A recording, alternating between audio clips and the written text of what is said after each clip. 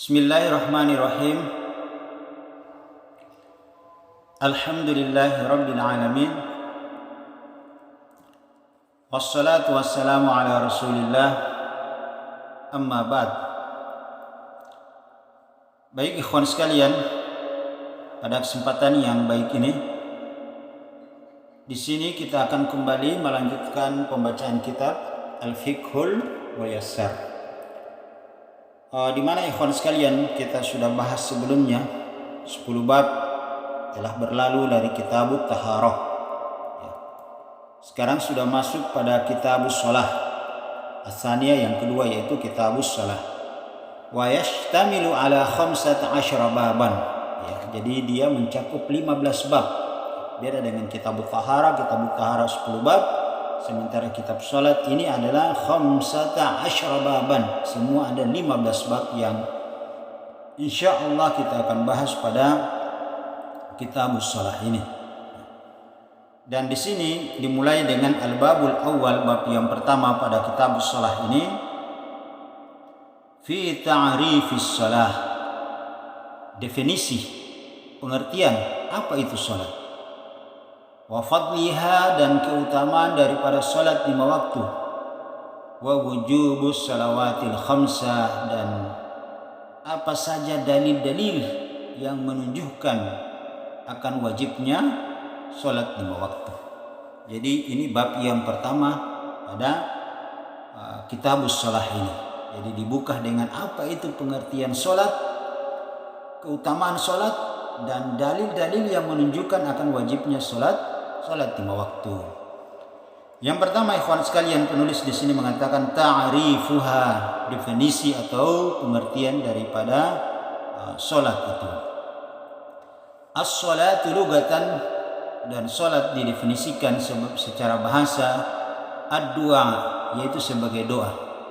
Yang artinya ad-du'a sebagai doa. Jadi itulah pengertian salat. Kenapa ikhwan sekalian sampai salat didefinisikan sebagai ad-du'a yang artinya doa? Karena kita tahu bahwasanya ketika seorang hamba dia berdiri mengerjakan salat, ketika dia mengerjakan salat 5 waktu, maka otomatis dia mengharapkan pahala, dia mengharapkan kebaikan, dia mengharapkan ampunan di sisi Allah Subhanahu wa taala.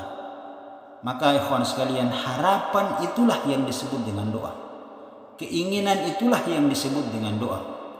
Maka di sini kata penulis, as-salatu lugatan ad-du'a, salat itu secara bahasa dia didefinisikan sebagai ad-du'a, yaitu doa, harapan atau permintaan seorang hamba. Kemudian ikhwan sekalian juga salat didefinisikan sebagai ad-du'a, sebagai doa, sebagai harapan, sebagai keinginan seorang hamba. Karena kita tahu semua bahasanya hampir seluruh bacaan-bacaan yang terdapat di dalam salat itu mengandung doa. Ya. Seluruh bacaan-bacaan yang terdapat di dalam salat itu semuanya mengandung doa. Dimulai dengan doa iftitah, ya, doa pembuka. Allahumma ba'id baini wa bainal khataayaya kama ba'adta bainal masyriqi wal maghrib. Allahumma nakkini min khataayaya kama yunakka as-saubul abyad minad danas. Allahumma agsilni min khataayaya bil ma'i was salji wal barad. Ini adalah doa iftitah namanya.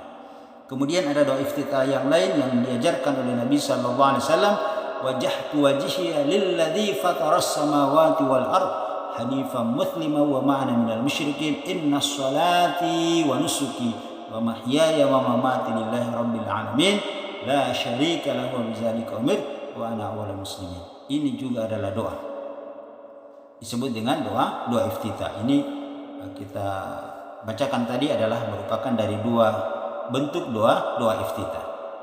Kemudian ikhwan sekalian, di dalam surat Al-Fatihah, surat Al-Fatihah itu adalah sendiri mengandung doa. Misalnya yang menunjukkan di antara Al-Fatihah itu sebagai doa adalah ihdinas siratal mustaqim. Ya Allah, tunjukilah kami jalan yang lurus. Ya. Itu juga adalah doa. Kemudian di dalam ruku dan sujud itu mengandung doa.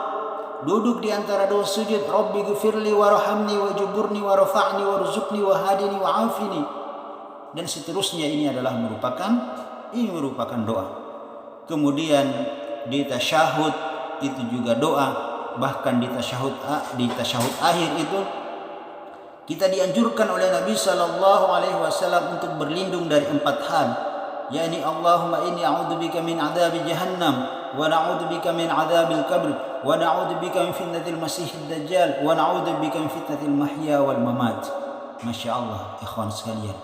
Dan doa di dalam solat adalah sebaik-baik doa. Kenapa ikhwan sekalian? Karena hubungan terdekat, hubungan yang paling dekatnya seorang hamba dengan Rabbnya itu adalah ketika dia berdiri di dalam solat. Kemudian doa di dalam solat yang kita panjatkan, yang kita ulang-ulang 17 kali di setiap rakaat solat kita, ya. Artinya kita berdoanya bukan cuma hanya sekali, tapi diulang-ulang sebanyak 17 kali di tiap rakaat solat kita. Itu di dalam solat wajib. Belum lagi kita mengulang-ulangnya di dalam solat-solat sunnah kita. Maka ikhwan sekalian, kita katakan doa yang seperti ini hampir tidak akan mungkin tidak diterima oleh Allah Subhanahu wa ta'ala. Tidak akan mungkin, hampir tidak akan mungkin tidak diterima oleh Allah Subhanahu wa ta'ala. Kenapa? Karena dia berdoanya bukan cuma hanya sekali, tapi itu terus diulang-ulang seorang hamba 5 kali dalam sehari semalam, dan diulang-ulang dalam 17 rakaat salatnya. Itu baru salat wajib. Belum lagi kalau dia melakukan salat-salat sunnah. Ini ikhwan sekalian, definisi yang pertama secara lugah, secara bahasa. Kemudian wasyar'an, definisi salat secara istilah syar'i adalah merupakan ibadatun zatu aqwalin wa af'alin makhsusah muftatahatun bitakbir muhtatamatun bitaslim. Salat secara istilah syar'i didefinisikan adalah ibadatun zatu aqwalin wa af'alin makhsusah, ibadah yang mengandung akwalin, ucapan-ucapan, wa af'alin, dan perbuatan-perbuatan makhsusah, yang khusus. Artinya apa? Bahwasanya ucapan-ucapan dan gerakan-gerakan di dalam sholat ini makhsusah, secara khusus telah diatur sesuai dengan tata cara syariat, sehingga apa tidak perlu ditambah dan tidak perlu dikurangi, karena syariat sudah mengaturnya. Kata Nabi SAW, sallu kama ra'aitumuni usalli, salatlah kalian sebagaimana kalian melihat aku melaksanakan sholat. Jadi tata caranya sudah diajarkan oleh Nabi Sallallahu Alaihi Wasallam. Kita cukup mengikuti, kita cukup mengamalkan apa yang telah dicontohkan oleh Nabi Sallallahu Alaihi Wasallam, tanpa kita mengurangi, tanpa kita menambah-nambah gerakan dan ucapan yang terdapat di dalam sholat. Muftatahatun bitakbir, yang dibuka dengan takbiratul ihram, muhtatamatun bitaslim, dan diakhiri dengan salam. Wa ya'ti tafsiluha fi abwab taliyat insyaallah, dan akan datang penjelasannya apa itu salat, rukun-rukun salat, ikhtilaf perbedaan para ulama kita akan hadirkan di bab ini. Atali insyaallah pada bab-bab yang akan datang insyaallah. Semoga Allah menghendaki dan meridhoi, memberikan kita kesehatan sehingga kita bisa menuntaskan 15 bab dari kitabus salat ini. Kemudian ikhwan sekalian, yang kedua adalah fadduha, keutamaan daripada salat 5 waktu. Apa keutamaannya? Salatu min aqadu arkanil Islam ba'da syahadatain. Masya Allah, ya, di sini disebutkan salat adalah merupakan yang paling ditekankan, arkanul Islam, dari rukun-rukun Islam yang 5, ba'da syahadatain, setelah 2 kalimat syahadat. Ikhwan sekalian, ya, luar biasa sekali. Artinya bahwasanya syahadatain dan salat adalah merupakan rukun Islam yang paling terpenting, rukun asasi, rukun yang paling mendasar, sifatnya mutlak, sifatnya mendasar. Artinya tidak boleh tidak ada. Ikhwan sekalian, tidak semua orang wajib untuk menjalankan ibadah puasa.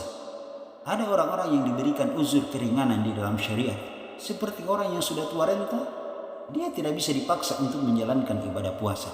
maka Allah perintahkan kepada dia untuk memberikan makan kepada kaum fakir miskin, membayar fidyah. Fa fidyatun ta'amu miskin, maka berikanlah fidyah untuk memberikan makan kepada kaum fakir miskin. Begitupun orang yang miskin yang tidak memiliki kemampuan, mereka ini tidak wajib mengeluarkan zakat. Justru mereka ini berhak menerima zakat. Justru mereka berhak menerima zakat. Begitupun terkait dengan ibadah haji. Kata Allah Subhanahu wa taala, "Walillahi 'alan nasi hajjul bait man istata'a ilaihi sabila." Allah telah wajibkan ibadah haji bagi setiap manusia untuk melakukan perjalanan ke Baitullah, ke Masjidil Haram, man istata'a ilaihi sabila, bagi siapa yang punya kesanggupan, yang punya kemampuan untuk melakukan hal tersebut. Jadi dari 5 rukun Islam, ya, adapun yang 3 itu sifatnya kondisional, sesuai dengan kondisi orang. Kalau dia mampu untuk melakukannya, maka itu menjadi wajib bagi dia. Kalau dia tidak memiliki kemampuan, ya, misalnya seperti tadi, seorang yang tidak memiliki kemampuan, orang miskin, maka dia tidak wajib mengeluarkan zakat. Justru dia berhak menerima zakat. Namun ikhwan sekalian, tidak dengan sholat. Tidak dengan sholat. Sholat adalah merupakan perkara yang paling ditekankan dari rukun-rukun Islam yang 5 setelah syahadatain. Artinya bahwa 2 hal ini tidak boleh tidak ada. Ya. Mau dia kaya, mau dia miskin, mau dia orang tidak mampu, mau dia orang mampu, mau dia dalam keadaan sehat, mau dia dalam keadaan sakit, dia wajib sholat sesuai dengan kondisi dia. Kalau dia tidak mampu sholatnya dengan secara berdiri, Nabi perintahkan dia sholat dengan secara duduk. Kalau dia tidak mampu sholatnya secara duduk, Nabi SAW perintahkan dia sholat secara baring. Kalau dia tidak mampu lagi, maka sudahlah, dia yang disolatkan. Bahkan dia meninggal pun telah menjadi jenazah, dia tetap harus disolatkan. Artinya begitu pentingnya daripada sholat 5 waktu ini, ikhwan sekalian. Ini keutamaannya yang disebutkan di sini. Bal hiya umudul Islam, kata penulis, bahkan sholat itu adalah merupakan umudul Islam, tiangnya daripada agama. As-salatu imaduddin, sholat itu adalah merupakan tiangnya agama. Siapa yang mengerjakan sholat telah menegakkan sendi-sendi kehidupan, sendi-sendi agama, sendi-sendi dinul Islam di dalam kehidupannya. Faman tarakaha, dan barang siapa yang meninggalkan sholat, maka dia telah meruntuhkan sendi-sendi agama di dalam kehidupannya. Nauzubillah, kita berlindung kepada Allah dari hal yang seperti ini. Wa qad faradallahu ala nabiyyina Muhammadin sallallahu alaihi wasallam, sungguh salat ini Allah Subhanahu wa taala telah wajibkan kepada nabinya Nabi Muhammad sallallahu alaihi wasallam, Lailatul Mi'raj, pada malam Isra dan Mi'raj, fauqa sab'as samawat, yaitu di langit yang ke-7. Masya Allah ya ikhwan sekalian. Wa qad faradallahu ala nabiyyina Muhammad, Allah telah wajibkan solat ini kepada nabinya Nabi Muhammad sallallahu alaihi wasallam, Lailatul Mi'raj, pada malam Isra dan Mi'raj. Artinya untuk menerima perintah solat ini, Rasulnya langsung dipanggil, langsung menghadap oleh Allah Subhanahu wa taala pada peristiwa Isra dan Mi'raj. Fauqa sab'as samawat, sampai Nabi sallallahu alaihi wasallam menembus langit yang ke-7. Masya Allah ya. Untuk perintah yang lainnya seperti puasa, cukup Allah Subhanahu wa taala menurunkan wahyu melalui malaikat Jibril, disampaikan kepada nabinya, kemudian menjadi kewajibanlah daripada perintah tersebut seperti sholat, seperti puasa, seperti zakat, haji, dan kewajiban-kewajiban yang lainnya itu turun. Cukup dia turun wahyu untuk memberitahukan kepada nabinya dan disampaikan kepada umatnya, sehingga menjadilah satu kewajiban daripada perintah tersebut. Namun tidak dengan solat, jamaah sekalian, ikhwan sekalian. Lailatul Mi'raj fauqa sab'as samawat, nabinya dipanggil langsung pada malam Isra dan Mi'raj, sampai Nabi menembus langit yang ke-7. Wa dzalika dalilu ala ahammiyatiha fi hayatil muslim, maka ini adalah merupakan dalil yang sangat kuat ala ahammiyatiha, tentang pentingnya kewajiban solat ini fi hayatil muslim, di dalam kehidupan seorang muslim, ikhwan sekalian. Wa qad kana sallallahu alaihi wasallam bahwasanya Nabi sallallahu alaihi wasallam iza hadabahu amrun, ketika Nabi sallallahu alaihi wasallam menghadapi berbagai macam masalah persoalan kehidupan, faza'a ila salat, beliau segera melaksanakan salat, dia beribadah kepada Allah Subhanahu wa taala. Ini ikhwan sekalian, idza hadaba amrun faza'a ila salat, ketika Nabi sallallahu alaihi wasallam ditimpa berbagai macam masalah, ujian, cobaan di dalam kehidupannya, beliau segera melaksanakan salat. Diriwayatkan ketika terjadi peperangan Badar, ya, terjadi peperangan Badar. Di malam harinya, besoknya akan terjadi perang Badar.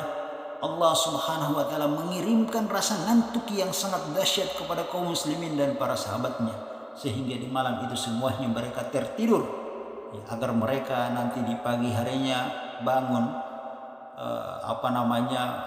mereka menghadapi perang dengan kondisi tubuh yang segar, dengan kondisi tubuh yang baik. Mereka tertidur sepanjang malam.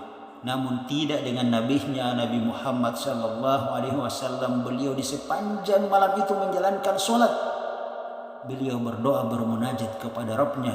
Fa iza hazaba amrun faza ila salati, ketika beliau menghadapi masalah yang sangat besar, dan salah satunya adalah ketika terjadi perang Badar, faza ila salat, beliau solat sepanjang malamnya. Maka di saat itu ikhwan sekalian, Allah menjanjikan kemenangan kepada nabinya. Allah janjikan kemenangan kepada nabinya di perang Badar. Dan pada saat itu Rasul dan para sahabatnya memenangkan peperangan Badar. Wa qad jaa fi fadliha wal hassi 'alaiha haditsu katsiran minha masyaallah. Datang banyak hadis-hadis yang menjelaskan terkait dengan keutamaan daripada salat ini. Katsiran minha, banyak di antara daripada dalil-dalil tersebut di sini. Ikhwan sekalian, dibawakan beberapa hadis. Yang pertama, qauluhu sallallahu alaihi wasallam, bahwasanya Nabi sallallahu alaihi wasallam bersabda, salatul khamsa, salat 5 waktu dengan salat 5 waktu yang lainnya, wal jum'ah ila jum'ah, dan antara satu Jumat dengan Jumat yang lainnya, satu Jumat dengan Jumat berikutnya, war ramadan ila ramadan, dan satu Ramadan dengan satu Ramadan berikutnya, mukaffiratun lima bainahunna majtunibatil kabair, ya, itu sebagai mukaffirah, sebagai penggugur dosa, lima bainahunna, di antara ibadah-ibadah tersebut. Jadi misalnya dari sholat duhur ke sholat asar itu terjadi penggugur dosa bagi seorang hamba. Begitupun antara satu Jumat yang satu dengan Jumat yang akan datang itu terjadi penggugur dosa. Begitupun satu Ramadan dengan Ramadan berikutnya terdapat mukaffiratun, penggugur dosa, lima bainahunna, di antara keduanya. Majtuni batil kabair. Di sini dijelaskan oleh para ulama pada kalimat ini itu pada dua konteks bahasa. Majtuni batil kabair. Yang pertama, selama dia meninggalkan dosa-dosa besar. Sehingga bisa dipahami kalau diartikan selama dia meninggalkan dosa-dosa besar, sehingga yang dipahami di sini bahwasanya yang diampuni hanyalah dosa-dosa yang kecil. Namun bisa diartikan majtuni batil kabair, selama dia tidak lagi melakukan dosa-dosa besar tersebut. Artinya bahwa dosa-dosa besarnya pun diampuni, ya. Selama dia misalnya tadinya terjatuh dalam perbuatan dosa besar yang dia sadar atau tidak sadar, kemudian dia bertobat dan tidak lagi mau mengulangi daripada perbuatan dosa besar tersebut. Wallahu a'lam bishawab. Kemudian ikhwan sekalian, wa qauluhu sallallahu alaihi wasallam, dan juga berdasarkan sabda Nabi sallallahu alaihi wasallam, di sini Nabi sallallahu alaihi wasallam memberikan permisalan, perumpamaan. Ara'aitum, bagaimana jika kalian melihat, lau anna nahran, jika ada sebuah sungai mengalir, bibabi hadikum, sungai itu mengalir pas di depan pintu rumah salah seorang di antara kalian. Ya gatasilu minhu, kemudian dia mandi di sungai tersebut. Kulla yaumin, pada setiap harinya itu, khamsa marrat, yaitu 5 kali. Dia mandinya 5 kali pada sungai yang mengalir tepat di depan pintu rumahnya. Kata Nabi, bagaimana jika kalian melihat seperti itu? Hal yabqa min daranihi syai', apakah kira-kira masih akan tersisa kotoran yang ada pada badannya? Kata Nabi, bertanya kepada sahabatnya. Qalu, maka para sahabat berkata, la yabqa min daranihi syai'. Sudah jelas ya Rasulullah, tidak akan mungkin tersisa dari kotoran orang ini pada badannya. Qala, maka Nabi sallallahu alaihi wasallam bersabda, fadzalika mislu salawatil khamsa, begitulah permisalan seseorang yang selalu menjaga salat 5 waktunya. Yamhallahu bihinnal khataya, Allah mencuci, Allah membersihkan dosa-dosanya. Allah mencuci dosa-dosanya, Allah membersihkan dosa-dosanya. Sebagaimana tadi seseorang yang mandi setiap kali, 5 kali setiap hari di sungai yang mengalir pas di depan pintu rumahnya. Masya Allah ya, ini keutamaan.